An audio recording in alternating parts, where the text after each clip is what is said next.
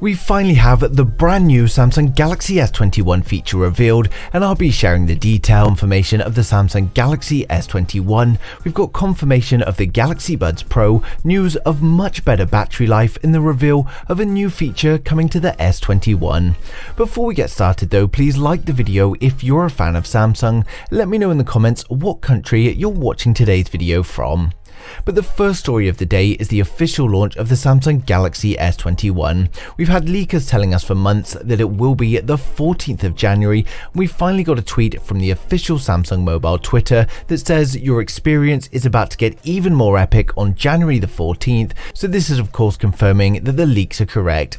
We also have a new teaser posted to their YouTube channel that goes through the Galaxy S evolution, and again this confirms that the Galaxy S21 is going to be arriving on the 14th of Jan.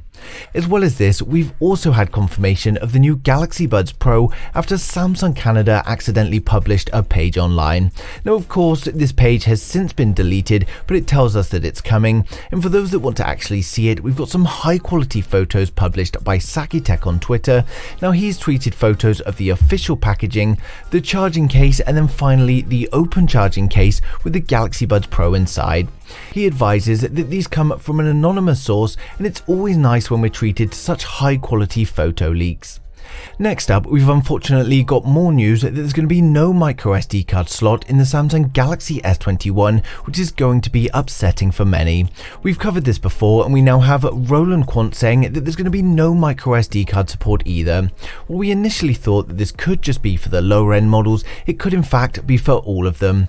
Now this isn't the first time that Samsung have chosen not to include microSD support, so it does seem quite likely, and hopefully it will at least be overcome by larger storage options available in the Galaxy S21. Next up, we've got better news that the Samsung Galaxy S21 could be delivering up to 35% better battery life than the predecessor, and this comes from a new tweet from Galox. He states that the Exynos 2100 version of the Galaxy S21 could see about 25 to 35% improvements, while the Snapdragon 888 should see up to 15%. Now of course, take this one with a grain of salt, as there's no evidence to back it up, and it's simply just a statement. Next up though, we've got a huge leak for the Samsung Galaxy S21 Ultra, showing us the feature we've all been waiting to see. WinFuture, who do have a great track record, have finally revealed the Samsung Galaxy S21 Ultra with the new wide casing along with the new S Pen. Now as we've been saying, the S Pen is going to be an additional accessory to the Galaxy S21 Ultra, and it's not going to come with it as standard.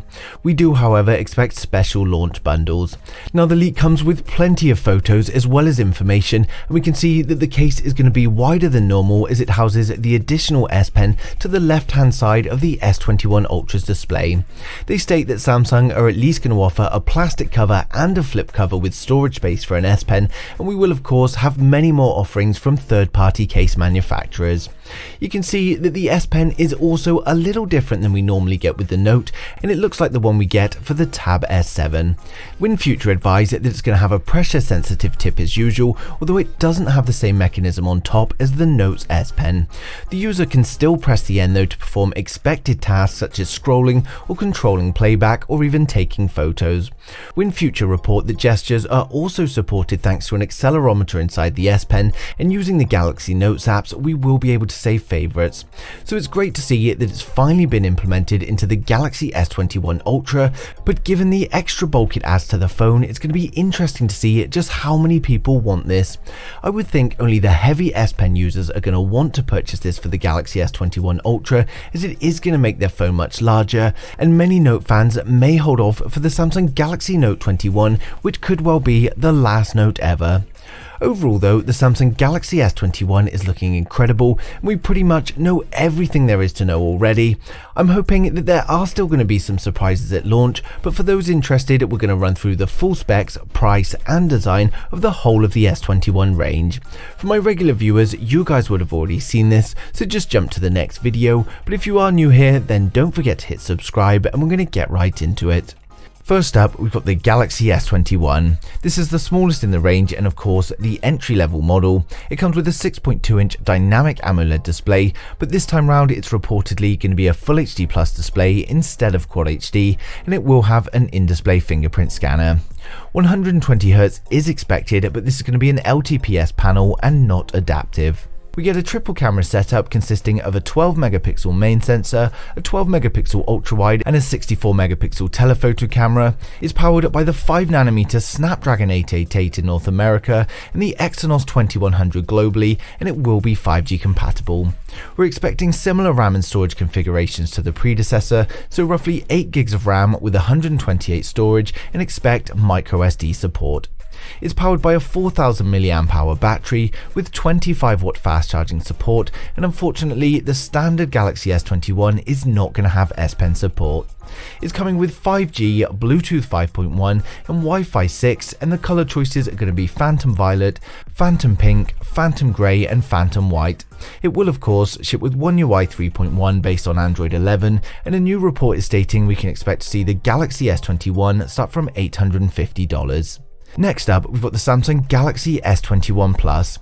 This is the middle of the range and comes with a 6.7-inch dynamic AMOLED display with an expected Full HD Plus resolution instead of Quad HD, and it of course comes with an in-display fingerprint scanner. 120Hz is expected, but it's going to be an LTPS panel and it's not going to be adaptive. We get a triple camera setup consisting of a 12 megapixel main sensor, a 12 megapixel ultra-wide and a 64 megapixel telephoto. It's powered by the 5nm Snapdragon 888 in North America and the Exynos 2100 globally, and it will be 5G compatible. We're expecting similar RAM and storage configurations to the predecessor, so again 8 gigs of RAM with 128 storage, and expect microSD support. It's powered by a 4800 mAh battery with 25W fast charge support. Now unfortunately the Galaxy S21 Plus will reportedly not support the S Pen either. It comes with 5G, Bluetooth 5.1 and Wi-Fi 6, and the color choices are going to be Phantom Silver, Phantom Black, Phantom Grey or Phantom Violet, and it will of course ship with One UI 3.1 based on Android 11. Now according to the latest leak, we can expect the Galaxy S21 Plus to start from $1,050, but personally I think this is a little bit optimistic. Finally, we've got the most premium model in the range, and that's the Samsung Galaxy S21 Ultra. The Galaxy S21 Ultra is coming with a 6.8-inch dynamic AMOLED display with a resolution of 1440 by 3200, and this gives us 511 pixels per inch, and it will of course have the in-display fingerprint scanner.